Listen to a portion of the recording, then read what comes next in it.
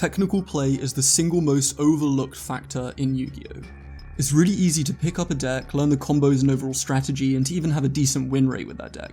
However, poor micromanagement and sequencing can single-handedly lead to any duelist defeat. But what is technical play anyway? You can interpret the term as the antithesis of strategic play. That is to say, just as the strategic play dictates your overall strategy, a macroscopic perspective on gameplay, technical play is the logical thought process behind card sequencing and microscopic gameplay. An example of strategic play is summoning Zodiac Broadball in a Zodiac deck and using its effect to search Whiptail. That's what you designed your deck to do.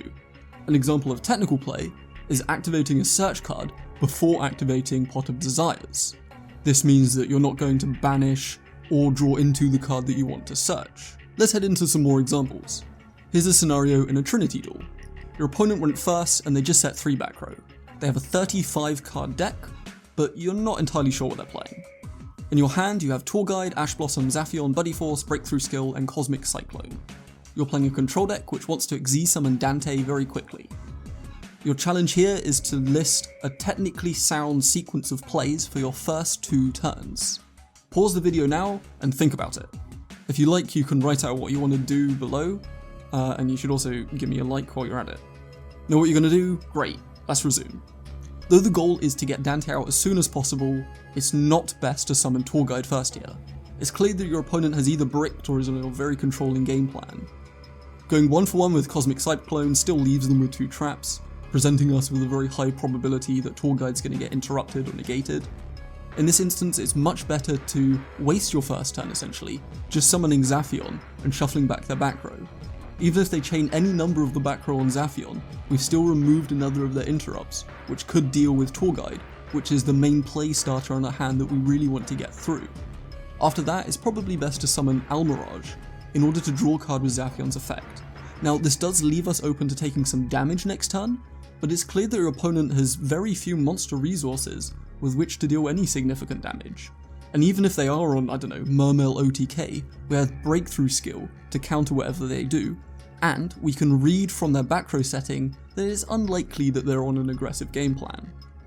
From there, it's best to set all 3 back row. Now, lots of people choose not to set back row quite often because of things like Twin Twisters and Heavy Storm Duster, which is a correct technical play. However, here there's a 66% chance that they're going to hit our Buddy Force. And normally it's not best to set more than 2 back row, due to things like Zaphion and Excite on Night. Here we have a Breakthrough Skill which can easily counter it. Ideally, we'll pop any remaining back row in the end phase with Cosmic Cyclone, and have a clear path for our Tour Guide next turn. But the technical optimization does not end there. Since they're on a low card count deck, it's possible, in fact quite likely, that they have a Ghost Ogre in their hand. If they do have Ogre, it'd be incorrect to attack with Dante and Seer attached to it, since it would pop the Dante before we could attack, and prevent us from using Seer because we will have hit the summon limit. Because of this, the optimal play is to summon Seer, attack with Tour Guide and then Seer, in that exact order to play around Gauze, and then to make Dante in main phase 2, when you do not use Dante's effect. This sequence of plays deals 100 more damage overall, and ensures that Dante isn't going to get ogred while we're at the summon limit. Now, it's best not to activate Dante at all in the sequence of plays, since if they do ogre it, we won't be able to summon it with Seer, which will leave us with an empty board state, when we could, alternatively, have a 2500 defense monster on board. Technical plays come in many shapes and sizes, but it generally encompasses the categories of sequencing and tiny edges in order to avoid losing minuscule amounts of resources. Strategic play will always be more important to learn first, but technical play supports your main strategy and ensures that you don't lose games due to having poor search sequencing, column management, or by having missed out on an extra attack that you could have put in. Be real now. How many times has your opponent made a Nightmare Phoenix, and you've forgotten to summon your extra deck monster to the zone it points to?